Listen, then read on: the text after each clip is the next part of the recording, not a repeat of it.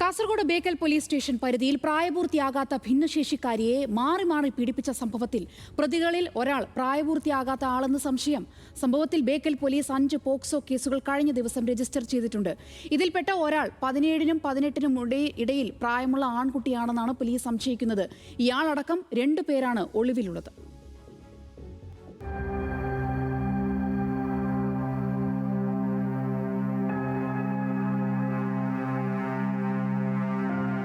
Kasaragod Bekal police station പരിധിയിൽ പ്രായപൂർത്തിയാകാത്ത ഭിന്നശേഷിക്കാരിയെ മാറി മാറി പീഡിപ്പിച്ച സംഭവത്തിൽ 5 പേരുടെ പേരിലാണ് പോലീസ് പോക്സോ കേസ് രജിസ്റ്റർ ചെയ്തത്. കഴിഞ്ഞ ദിവസം പ്രതികളിൽ 3 പേരെ പോലീസ് അറസ്റ്റ് ചെയ്തു.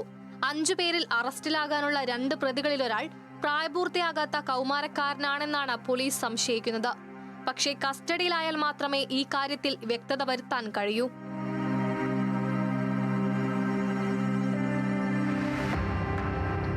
പെൺകുട്ടി നൽകിയ മൊഴികളിൽ നിന്ന് ലഭിച്ച വിവരങ്ങൾ വെച്ചാണ് പോലീസ് പ്രതികളിലേക്ക് എത്തുന്നത്.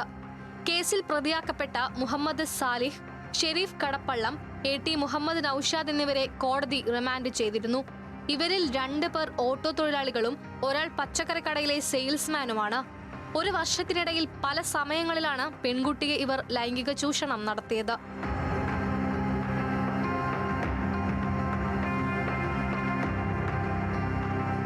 ഭിന്നശേഷിക്കാരിയായ പെൺകുട്ടി പീഡനത്തിനിരയായെന്ന് സംശയം വന്നതോടെ വീട്ടുകാർ ചൈൽഡ് ലൈൻ പ്രവർത്തകരെ വിവരമറിയിക്കുകയായിരുന്നു. ജില്ലാ ആശുപത്രിയിൽ നടത്തിയ വൈദ്യപരിശോധനയിൽ പെൺകുട്ടി പീഡനത്തിനിരയായിട്ടുണ്ടെന്ന് തെളിഞ്ഞതോടെയാണ് പോലീസ് കേസെടുക്കുകയും 3 പേരെ പിടികൂടുകയും ചെയ്തത്. സംഭവത്തിൽ മറ്റു 2 പ്രതികൾക്ക് വേണ്ടിയുള്ള തെരച്ചിൽ ബേക്കൽ പോലീസ് ഊർജിതമാക്കിയിട്ടുണ്ട്. ന്യൂസ് മലയാളം, കാസർഗോഡ്.